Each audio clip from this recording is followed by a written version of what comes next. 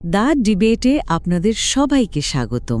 আজ আমরা ইসলামের ইতিহাসের এক অত্যন্ত রহস্যময় চরিত্র ইবনে সাইয়াদকে নিয়ে আলোচনা করব। নবী সাল্লাল্লাহু আলাইহি ওয়াসাল্লামের সময়ে মদিনার এই কিশোরকে ঘিরে এমন সব ঘটনা ঘটেছিল যে অনেক সাহাবী তাকেই প্রতিশ্রুত দাজ্জাল বলে মনে করতেন। আমাদের আজকের আলোচনার মূল প্রশ্নটা হলো, ইবনে সাইয়াদের এই যে পরিচয় নিয়ে ধোঁয়াশা, এর আসল তাৎপর্য কি?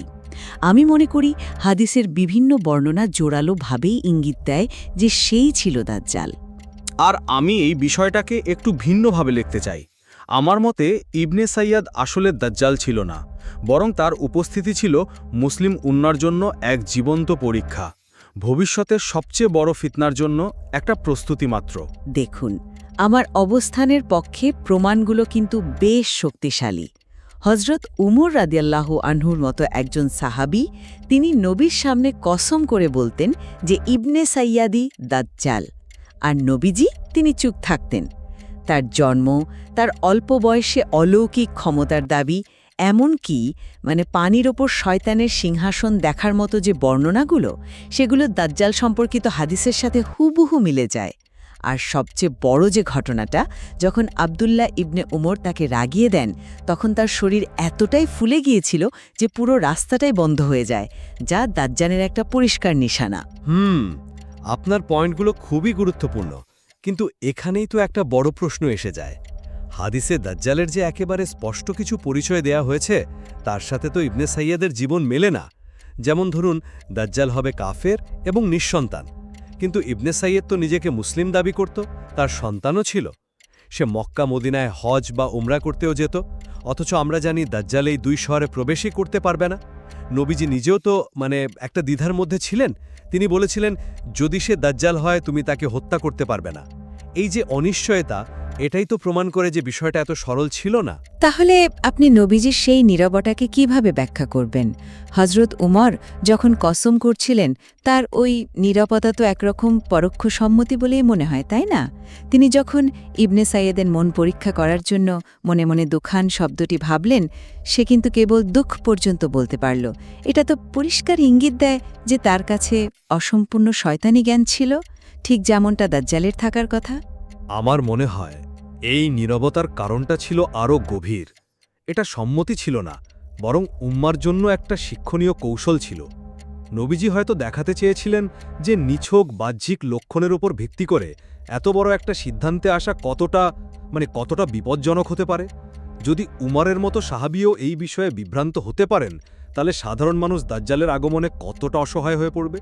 তিনি একটা জীবন্ত পরীক্ষার মাধ্যমে ভবিষ্যতের জন্য আমাদের সতর্ক করে দিচ্ছিলেন। কিন্তু তার নিজের কথাগুলো, আবু সাঈদ খুদ্রি রাদিয়াল্লাহু আনহুর সাথে তার কথোপকথনের কথা একবার ভাবুন।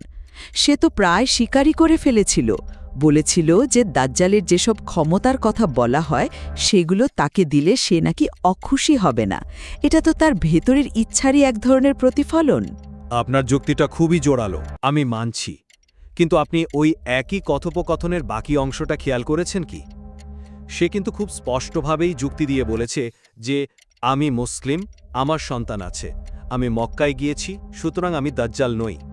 তার শেষের ওই কথাটা ছিল এক ধরনের মনস্তাত্ত্বিক খেলা, শ্রোতাকে আরও বিভ্রান্ত করার একটা কৌশল। এটা তার প্রতারক চরিত্র প্রমাণ করে, সে যে দাজ্জাল সেটা নয়।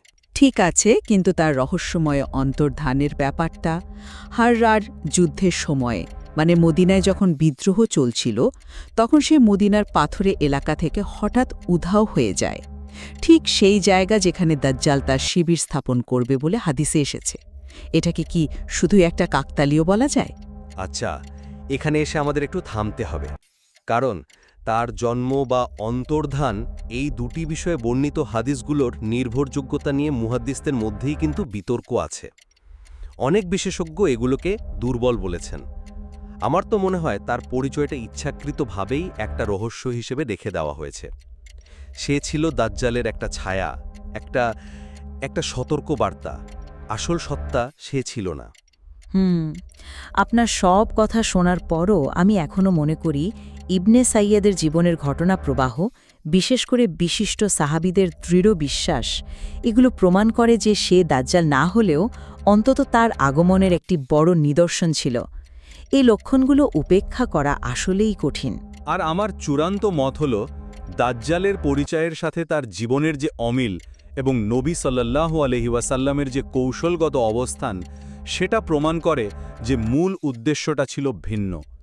আসলে ইবনে সাইয়াদের ঘটনাটি কোনো ঐতিহাসিক রহস্য সমাধানের জন্য নয়, বরং এটা মুসলিমদের জন্য একটি চিরস্থায়ী শিক্ষা, যেন আমরা অনুমান আর আবেগের বশবর্তী না হয়ে সুস্পষ্ট জ্ঞানের ভিত্তিতে সত্য মিথ্যার পার্থক্য করতে শিখি।